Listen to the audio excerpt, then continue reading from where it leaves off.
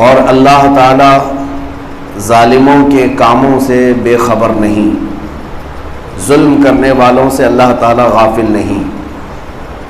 قرآن پاک میں اللہ تبارک و تعالیٰ نے ظلم کی کئی جگہ پر مذمت فرمائی،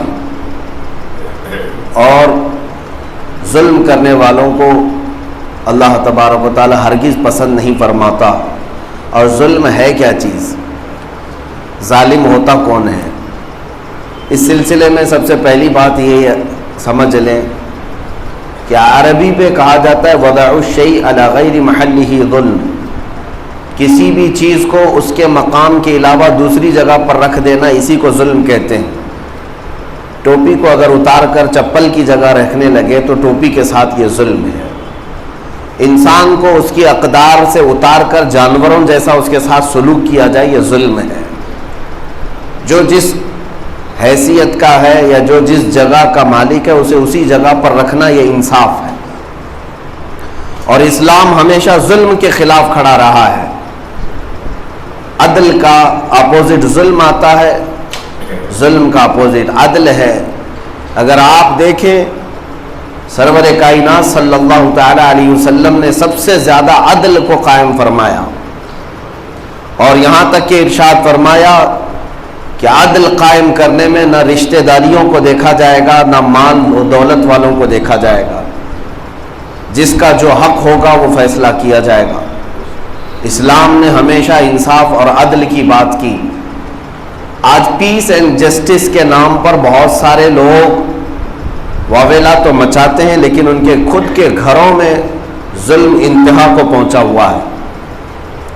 ہیومن رائٹس کی بات کرنے والی اکثر تنظیمیں نہ کبھی امریکہ سے پوچھتی ہیں، نہ کبھی UK سے پوچھتی ہیں، نہ کبھی رشیا سے پوچھتی ہیں کہ تم کروڑوں ڈالر کے میزائل ناحق غریبوں پر ڈال دیا کرتے ہو، یہ کون سا عدل ہے، یہ کون سا انصاف ہے؟ کئی جانیں تباہ ہو جاتی ہیں انسانوں کی، ان کے متعلق یہ پوچھتے بھی نہیں۔ میرے عزیزو، اسلام وہ دین ہے جو اپنے گھر میں بھی عدل کو پسند کرتا ہے اور غیروں کے گھروں میں بھی عدل کو ہی پسند کرتا ہے۔ یہ نہیں ہے کہ نان مسلم اگر آپس میں لڑ پڑیں اور اسلامی حکومت ہے تو یہ کہہ کر چھوڑ دیا جائے گا ایک نے دوسرے کو مار دیا جانے دو، نہیں، اسلام ان کے ہاں بھی عدل و مساوات ہی کا درس دے گا۔ حضرت محمد بن قاسم رحمت رضی اللہ تعالیٰ عنہ جب ہندوستان تشریف لائے، آپ کی عمر 19 سال کی تھی، آپ نے سندھ کا علاقہ فتح کیا، اور اس کے بعد آپ کا سب سے بڑا جو اعلان تھا وہ یہ تھا کہ جسے دین اسلام پسند ہے وہ دین اسلام میں رہے، اور جو اپنے مذہب میں رہنا چاہتا ہے وہ اپنے مذہب میں رہے، لیکن شرط یہ ہے کہ کوئی کسی کے ساتھ ظلم نہیں کرے گا۔ یہ اسلام کے سب سے پہلے جرنیل جو ہندوستان میں آئے تھے، ان کا علل اعلان یہ فرمان تھا کہ کوئی کسی بھی دین میں رہے لیکن ظلم کسی پر نہ کرے، اور اگر ظلم کیا جائے گا تو پھر اس کا بدلہ بھی لیا جائے گا۔ عزیزان گرامی وقار، قرآن پاک میں رب تبارک و تعالیٰ فرماتا ہے ظالم کیا سمجھتا ہے کہ وہ جو کچھ کر رہا ہے وہ سب صحیح ہے، طاقت اس کے پاس ہے اور نشہ اور غرور میں وہ کرنے لگتا ہے تو اسے ایسا لگتا ہے کہ سب میں صحیح کر رہا ہوں، لیکن مولا تعالیٰ فرماتا ہے انما یؤخرہم لیوم، ہم ان کو ڈھیل دیتے ہیں اس دن تک کے لیے تاکہ سب لوگ ان کا انجام دیکھ سکیں۔ ظالموں کو ڈھیل دی جاتی ہے۔ اسی طرح رب تعالیٰ فرماتا وَلَا يَحْسَبَنَّ الَّذِينَ كَفَرُوا أَنَّمَا نُمْلِي لَهُمْ خَيْرٌ لِأَنفُسِهِمْ إِنَّمَا نُمْلِي لَهُمْ لِيَزْدَادُوا إِثْمًا وَلَهُمْ عَذَابٌ مُهِينٌ۔ یہ کفر کرنے والے، ظلم کرنے والے، یہ ہرگز نہ سوچیں کہ وہ جو کچھ کر رہے ہیں ان کے لیے اچھا ہے، ہم نے ان کو ڈھیل دی ہے تاکہ وہ اور گناہ کر لیں۔ وَلَهُمْ عَذَابٌ مُهِينٌ، اور رب تعالیٰ فرماتا ان کو پھر ذلت والا عذاب ہم عطا کریں گے۔ ذلت والا عذاب ظالموں کے لیے ہے۔ عزیزان گرامی وقار، ظلم جب جب ہوتا ہے تو پوری دنیا پر اس کا اثر پڑتا ہے۔ ایسا نہیں ہے کہ کسی ایک پر ظلم ہوا تو اور سارے لوگوں کا امن چین سب برقرار رہے گا۔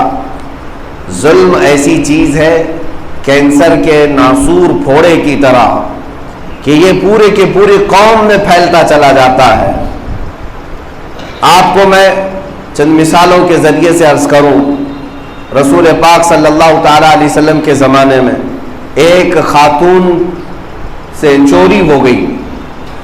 بنو مخزوم قبیلے کی ایک خاتون تھی، وہ پکڑی گئی۔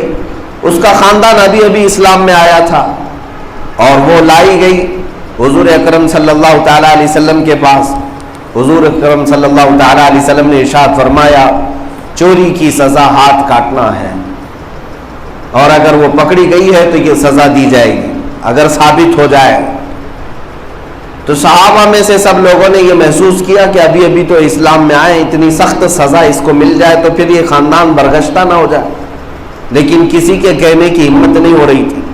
حضرت اسامہ بن زید رضی اللہ تعالیٰ عنہ چھوٹی عمر کے صحابی تھے، اور حضور پاک صلی اللہ علیہ وسلم کے گھر ان کا آنا جانا زیادہ تھا، حضور کے گھر میں وہ آتے جاتے تھے۔ تو ان سے صحابہ نے کہا جا کر تم تھوڑی سفارش کر دو کہ اس خاتون کو ابھی سزا نہ دی جائے جو چوری میں پکڑی گئی ہے، بڑے خاندان کی عورت ہے، یہ خاندان ابھی ابھی مشرف اسلام ہوا ہے۔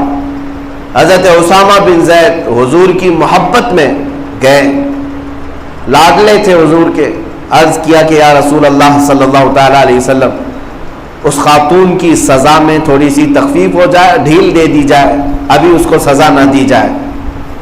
اللہ کے حبیب صلی اللہ تعالیٰ علیہ وسلم نے فرمایا تمہیں صحابہ نے کہا ہوگا، لوگوں نے کہا ہوگا، حضور باہر تشریف لائے، ممبر پر چڑھ گئے، اتنے جلال میں میرے آقا نے خطبہ دیا اور ارشاد فرمایا تم سے پہلی والی قومیں اسی لیے ہلاک و برباد ہو گئی کہ جب ان کے امیر لوگ گناہ کرتے تو چھوڑ دیے جاتے، اور غریب گناہ کرتے تو انہیں سزائیں دی جاتی۔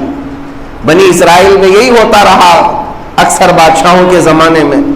حضور پاک صلی اللہ تعالیٰ علیہ وسلم نے پھر تاریخی جملہ ارشاد فرمایا، ارشاد فرماتے ہیں لو فاطمۃ بنت محمد سرقت لقطعت یدہا۔ حضور پاک صلی اللہ علیہ وسلم فرماتے ہیں سن لو سب لوگ، اگر فاطمہ بنت محمد بھی چوری میں آ جاتی تو میں اس کے بھی ہاتھ کاٹ لیتا بفرض، یعنی وہ سیدہ کائنات ہے، مخدومہ کائنات ہے، رسول اللہ صلی اللہ تعالیٰ علیہ وسلم کی شہزادی ہیں، لیکن حضور پاک صلی اللہ تعالیٰ علیہ وسلم کا یہ فرمان عالی شان صرف اس لیے کہ امت ہمیشہ عدل پر رہے، عدل پر رہے، انصاف پر رہے۔ آج کے حالات دیکھ کر کے ہمیں محسوس ہونے لگ گیا، وہ بات مجھے یاد آتی ہے جو سیدنا امام علی مقام سید الشہداء امام حسین رضی اللہ تعالیٰ عنہ نے فرمایا تھا۔